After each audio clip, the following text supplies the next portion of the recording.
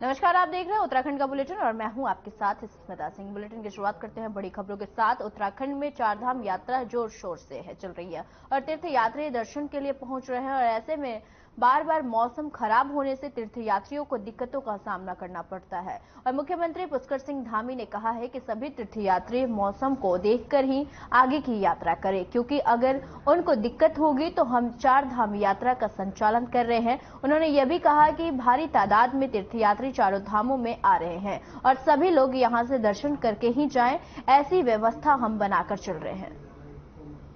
करूंगा कि मौसम, चूंकि बीच बीच में बर्फबारी भी हो रही है, भारी बरसात हो रही है, मौसम की ठीक प्रकार से जानकारी प्राप्त कर लें और मौसम अगर कहीं खराब हो रहा है तो यात्रा तभी अपनी प्रारंभ करें जब मौसम ठीक हो जाए।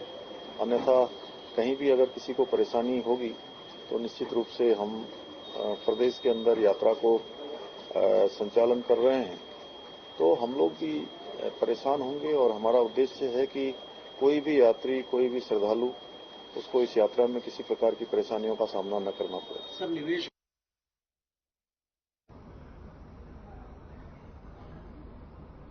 मुख्यमंत्री पुष्कर सिंह धामी ने केंद्रीय वित्त मंत्री निर्मला सीतारमण की अध्यक्षता में आयोजित राष्ट्रीय औद्योगिक कॉरिडोर विकास और कार्यान्वयन ट्रस्ट के शीर्ष मॉनिटरिंग अथॉरिटी की दूसरी बैठक में सचिवालय से वर्चुअल माध्यम से प्रतिभाग किया था। वहीं आज मीडिया से बातचीत करते हुए उत्तराखंड के किच्चा तहसील के अंतर्गत लगभग 1000 एकड़ पर वहीं विकसित किए जाने वाले Amritsar Kolkata industrial corridor project के लिए प्रधानमंत्री नरेंद्र मोदी एवं केंद्र सरकार का आभार व्यक्त किया।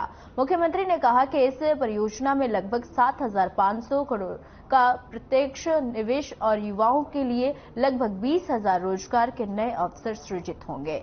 मुख्यमंत्री ने यह भी कहा कि राज्य सरकार द्वारा इस परियोजना के लिए स्पेशल पर्पज व्हीकल का गठन और पर्यावरणीय अनुमति, शेयर होल्डर एग्रीमेंट व स्टेट वहीं सपोर्ट एग्रीमेंट, ग्राउंड वाटर अनुमति एवं सीडा द्वारा मानचित्र के अनुमोदन की कार्रवाई की जा रही है। मैं आदरणीय प्रधानमंत्री नरेंद्र मोदी जी का धन्यवाद करना चाहता हूं कि उन्होंने जो राष्ट्रीय स्तर पर कॉरिडोर, व्यावसायिक जो कॉरिडोर बनाने की योजना प्रारंभ की है, उस योजना में अमृता कोलकाता कॉरिडोर के अंतर्गत हमारे यहाँ पर खुरपिया फॉर्म में 1000 एकड़ जमीन इस कॉरिडोर के लिए हमने उसको हस्तांतरित कर दी है कॉरिडोर बनाने के लिए। जल्दी ही 410 करोड़ रुपए की धनराशि भारत सरकार से मिलेगी और इस कॉरिडोर के बनने से लगभग 7000 करोड़ से भी ज्यादा का यहाँ पर रोजगार स्थापित होगा और इतना निवेश होगा। इसके साथ साथ 20,000 लोगों को रोजगार से भी जुड़ने का अवसर भी मिलेगा। केंद्र सरकार के 9 साल का कार्यकाल पूरा हो चुका और ऐसे में प्रदेश भर में बीजेपी द्वारा तमाम कार्यक्रमों का आयोजन किया जा रहा है। आज बीजेपी प्रदेश मुख्यालय में प्रदेश अध्यक्ष महेंद्र भट्ट ने प्रेस कॉन्फ्रेंस के माध्यम से केंद्र सरकार द्वारा चलाई जा रही योजनाओं की विस्तृत जानकारी देते हुए कहा कि आज के समय में केंद्र सरकार देश भर में कई कल्याणकारी योजनाएं चला रही है, जिससे आम जनता को लाभ मिल रहा है। साथ ही कहा कि अपना परिवार अपना विकास नीति को दरकिनार करते हुए केंद्र सरकार ने इन 9 वर्षों में सबका साथ सबका विकास की नीति पर काम किया है। केंद्र सरकार की नीति से हर राज्यों के अंदर विकास को महत्व दिया गया है। साथ ही बताया कि प्रदेश भर में महाजनसंपर्क अभियान की शुरुआत की जा रही है, जिसमें प्रदेश के 7 जगहों पर चिन्हित किया गया है। वहीं जहां पर मीडिया के माध्यम से केंद्र सरकार की योजनाओं को आमजन तक पहुंचाने के लिए प्रेस वार्ता की जाएगी, जिसमें अल्मोड़ा में वहीं 3 जून से बीजेपी मीडिया प्रभारी और सोशल मीडिया प्रभारी प्रतिभाग करेंगे। इसके साथ ही उसी दिन अल्मोड़ा में भी वरिष्ठ लोगों से संवाद कार्यक्रम रखा गया है।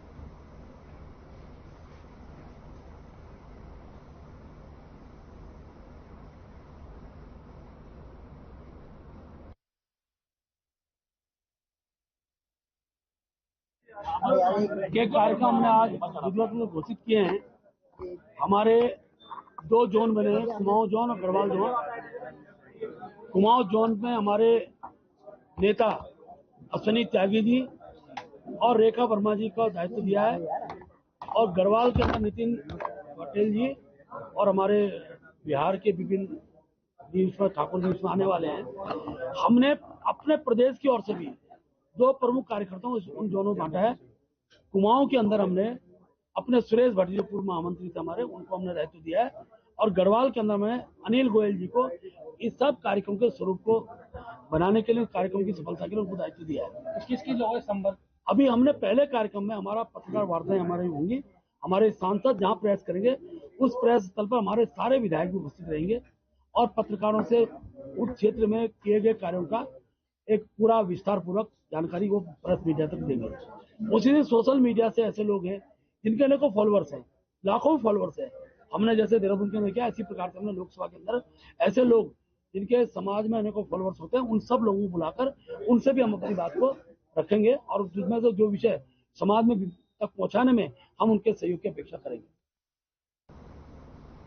राज्य के उच्च शिक्षा मंत्री धन सिंह रावत ने समर्थ पोर्टल का वहीं को लॉन्च किया है और इस पोर्टल के माध्यम से अब राज्य भर में इंटर पास छात्रों को यूनिवर्सिटी और डिग्री कॉलेज में नामांकन कराने में आसानी होगी। और राज्य सरकार के अधीन 6 यूनिवर्सिटी और 119 कैंपस को इस पोर्टल से जोड़ा गया है और इस पोर्टल के आ जाने से अलग अलग कॉलेजों और यूनिवर्सिटी में प्रवेश के लिए प्रवेश परीक्षाओं और आवेदनों से छात्रों को निजात मिलेगी। इस पोर्टल में पंजीकरण आज से बुधवार से शुरू हो चुका है और नामांकन की अंतिम तिथि 24 जून तक है।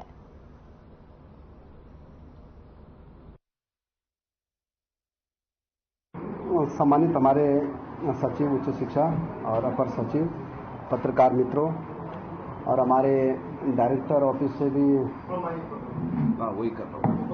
हमारे उनियाल जी बैठे हैं, हमारे माननीय सलाहकार जी बैठे हैं पीछे।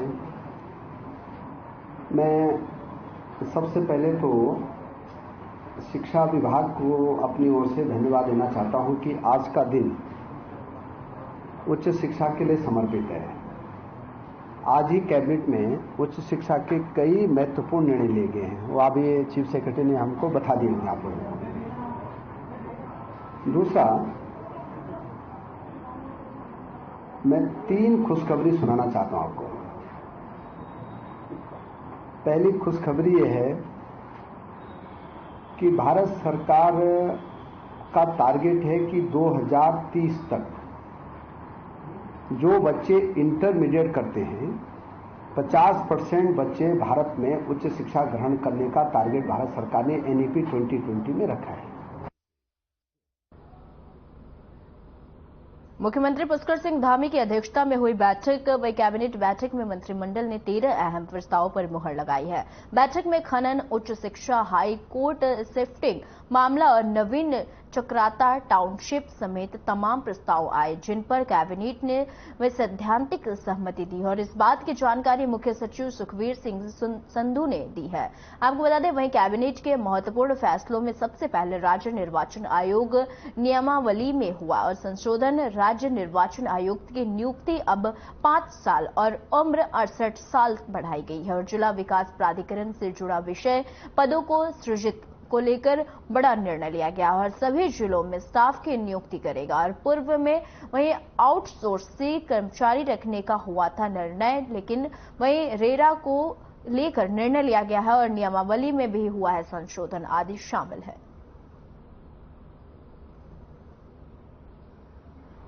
इसका नाम है मुख्यमंत्री उच्च शिक्षा छात्रवृत्ति योजना को लागू करने के लिए माननीय मंत्रिमंडल ने आज सहमति दी है।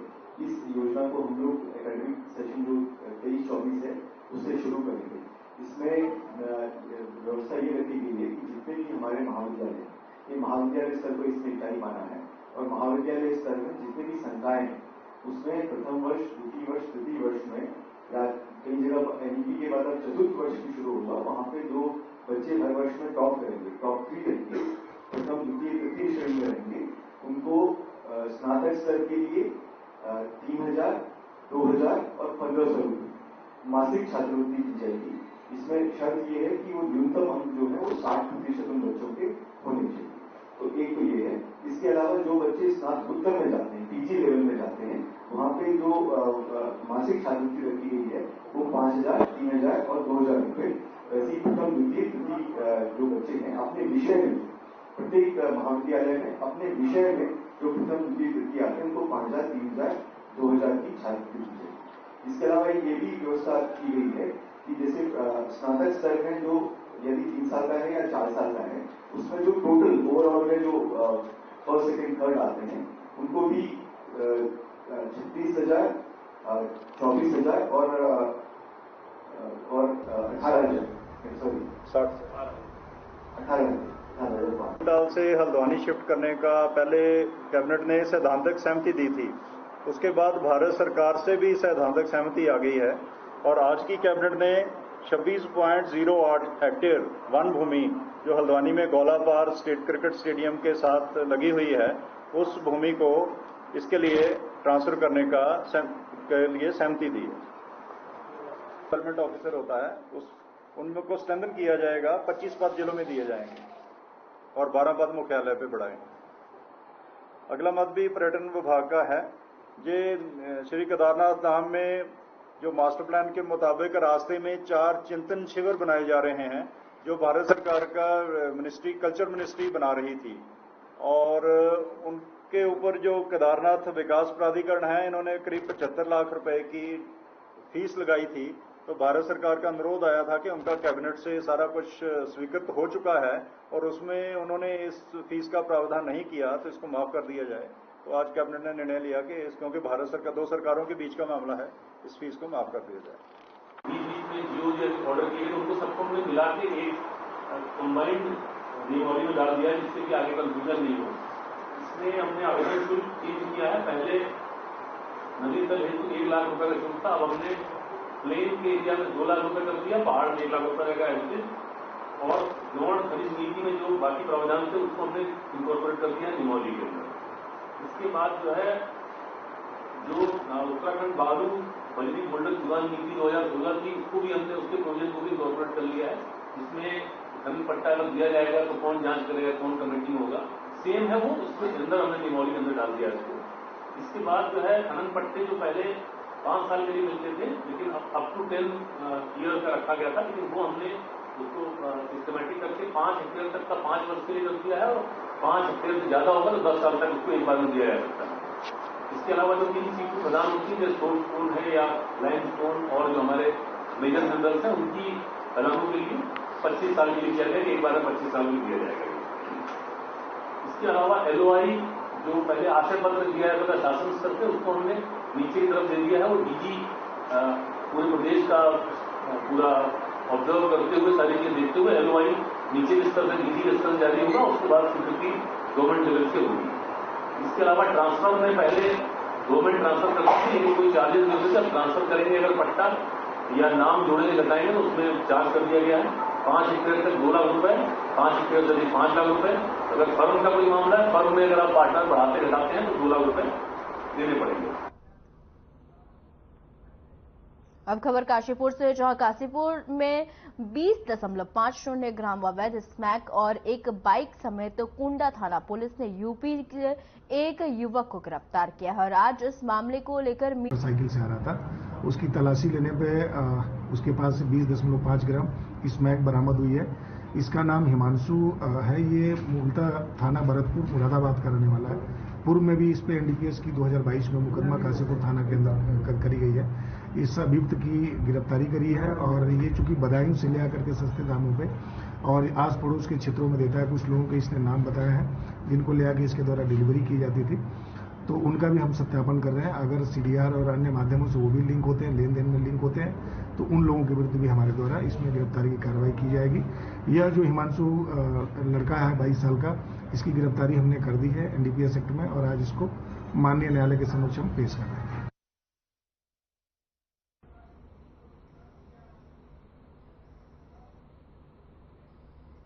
रुड़की के सिविल लाइन कोतवाली पुलिस को बड़ी सफलता हाथ लगी। आपको बता दें, पुलिस ने संदिग्ध लोगों की तलाश में अभियान चलाए थे।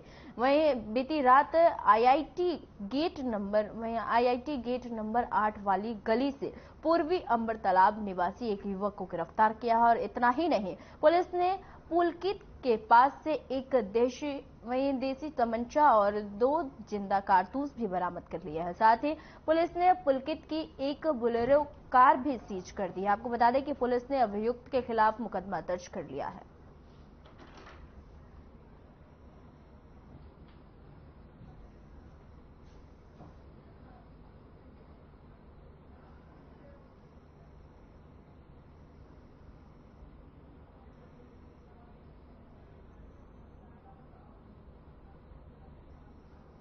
अल्मोड़ा जनपद में मुख्यमंत्री घोषणाओं में वहीं विभागों द्वारा किए गए कार्यों की समीक्षा बैठक की और जिलाधिकारी विनीत तोमर की अध्यक्षता में नवीन कलेक्ट्रेट में वहीं आयोजित की गई और बैठक में जिलाधिकारी ने समस्त घोषणाओं के कार्यों का निस्तारण समयबद्धता के साथ करने का निर्देश दिया और बैठक में जिलाधिकारी ने सभी कार्यदायी और संस्थाओं के साथ अधिकारियों को निर्देश दिए कि मुख्यमंत्री घोषणाओं के कार्यों में गुणवत्ता का विषय ध्यान रखा जाए, साथ ही जो समय अवधि निर्धारित की गई है उसी के अंतर्गत सभी विकास कार्य किए जाए। इस कार्य में किसी प्रकार की लापरवाही न बरती जाए। उन्होंने यह भी कहा कि सभी विभाग इस बात का विशेष ध्यान रखें कि किए गए कार्य की प्रगति रिपोर्ट और व्यय धनराशि रिपोर्ट जिलाधिकारी वहीं आपको बता दें कि कार्यालय को समय से भेजी जानी चाहिए।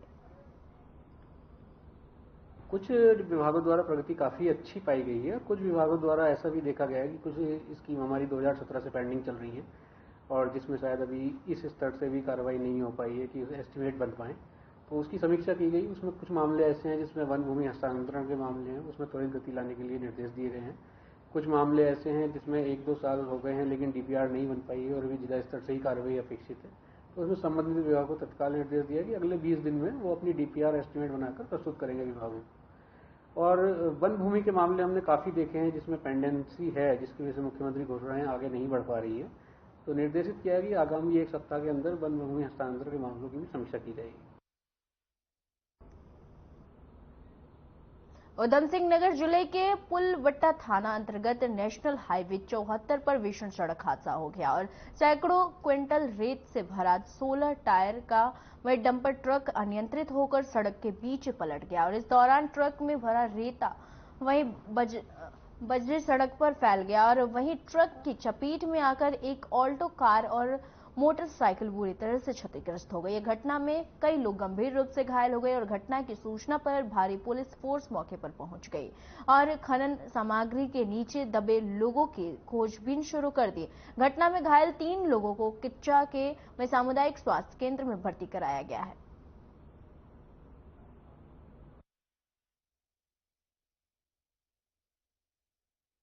सर, हमें ऊपर एक कॉल सेंटर से हमें कॉल आई थी सर, 108 द्वारा कॉल आई थी। हम सीन पर पहुंचे तो हमने सीन पर देखा कि एक ट्रक पलटा हुआ है जिसमें कि एक व्यक्ति के दोनों पैर दबे हुए हैं और एक व्यक्ति मौके पर छोड़ आए थे और एक को हम अपनी गाड़ी में डालकर ले आए थे। सीन पर उसके एक पैर फ्रैक्चर है और उसे किच्छा सामुदायिक अस्पताल में लाए हैं, उसका उपचार दिया जा रहा है। तो ब्रांच के हम अपने बैंक के किसी काम से अपनी बड़ा ब्रांच आए हुए थे और हमारी गाड़ी बड़ा ब्रांच के सामने खड़ी हुई ऑल्टो। हम गाड़ी मतलब टैक्सी लेके आए हुए थे बैंक के काम से भी, और जैसे हम गाड़ी बैठ रहे थे उस समय एक अनियंत्रित डंपर मिट्टी से भरा हुआ वो बड़ी मतलब स्पीड से हमारी तरफ आया। इसमें आपका वो डंपर बाद में हमारी गाड़ी के ऊपर गिर गया और हमारे ड्राइवर साहब को काफ़ी मतलब चोट आई है और मतलब मैं भी थोड़ा साइड से करंट है और आपको मैं भी थोड़ा साइड से मतलब आपका मतलब बचा नाले वाले में गिरा थोड़ा सा।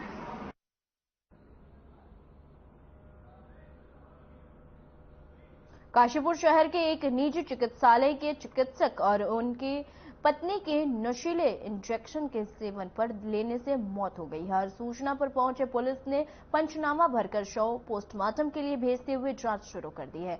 आईटीआई थाना पुलिस के मुताबिक सुबह डायल 112 पर कॉलर द्वारा सूचना दी गई थी कि सैनिक कॉलोनी में एक घर में पति पत्नी की मृत्यु हो गई है और मौके पर पहुंचने पर डॉक्टर इंद्रेश शर्मा पुत्र वहीं रामनाथ शर्मा व उनकी पत्नी श्रीमती वर्षा शर्मा निवासी देहरादून होने की जानकारी हुई और डॉक्टर इंद्रेश शर्मा वर्तमान में कृष्णा हॉस्पिटल काशीपुर में कार्यरत थे और उनकी पत्नी के काफी समय से कैंसर की बीमारी से पीड़ित होने की जानकारी हुई। मृतक के कमरे में नशीले इंजेक्शन पाए गए हैं और जिसमें प्रथम दृष्टया नशीले इंजेक्शन के सेवन में मृत्यु होना प्रतीत होता है।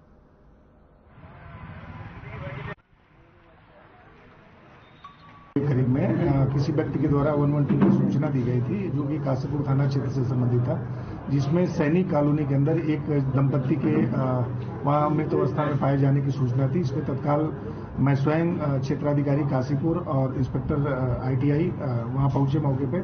तो वहां पे ये दंपत्ति अपने एक 12 से 13 साल के बच्चे के साथ रहते थे।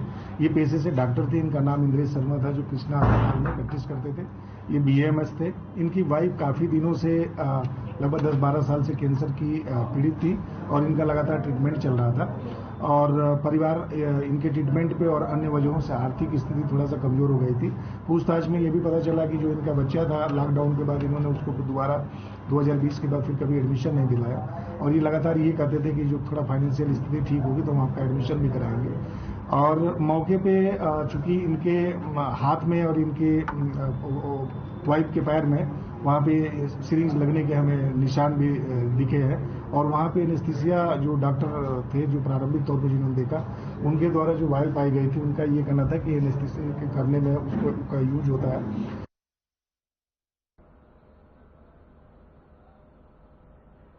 रुपेरिया से हरिद्वार आ रही एक बस चंडी घाट चौक के पास 200 मीटर गहरी खाई में गिर गई और जिसमें लगभग आपको बता दें कि वहीं 43 लोग सवार थे और खाई में गिरने से सभी यात्री घायल हुए और बस में 2 ड्राइवर और 1 कंडक्टर मौजूद था। दुर्घटना में कंडक्टर की मौत हो गई और साथ ही एक बच्चे की भी मौत हो गई। इस हादसे में सभी घायलों को अस्पताल पहुंचाया गया और ड्राइवर ब्रिजपाल ने बताया कि सामने से एक गाड़ी को बचाने के कारण बस अनियंत्रित होकर खाई में गिर पड़ी।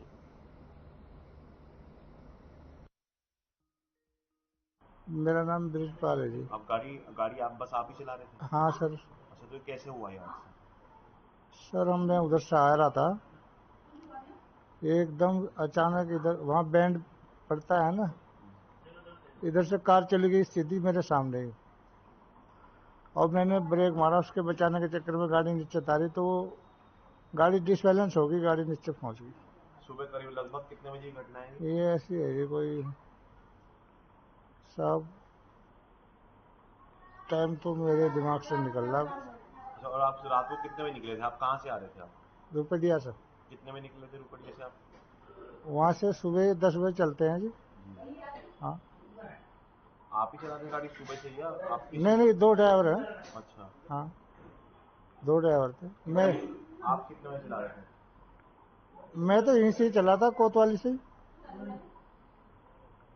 से ही चला था, दूसरा ड्राइवर कोतवाली तक ला था। नेपाल बॉर्डर रोपड़िया से ऋषिकेश आ रहे थे नेपाली मूल के लोग, करीबन 40 लोग ये थे और 3 बस के ही स्टाफ मेंबर्स थे, 2 ड्राइवर और 1 कंडक्टर। और चंडी चौकी से 100 मीटर पहले बस का एक्सीडेंट हुआ है और जिसमें 2 कैजुअल्टी हुई हैं, एक 10 महीने की बच्ची है और बस के कंडक्टर हैं। मैम सबको निकाल लिया गया? सभी को सकुशल निकाल लिया गया है और हॉस्पिटल लाया गया है। हॉस्पिटल में उनका इलाज चल रहा है, कुछ को हायर सेंटर भी रेफर किया गया है, कुछ के एक्सरेज चल रहे हैं। मम्मी कैसे हुआ हादसा, कुछ पता लगा नहीं? हादसा हुआ कैसे, क्या? देखिए ये तो जांच पड़ताल, अभी सभी से एक बार सबका इलाज और ट्रीटमेंट हो जाए तब सभी से पूछताछ की जाएगी। एक जो दोनों ड्राइवर्स हैं उनसे भी पूछताछ की जाएगी कि एक्चुअली इंसिडेंट हुआ क्या है। सीसीटीवी कैमरेज भी चेक किए जाएंगे, फिर उसके बाद ही हम किसी निष्कर्ष पे पहुंच सकते हैं कि एक्सीडेंट की वजह क्या थी।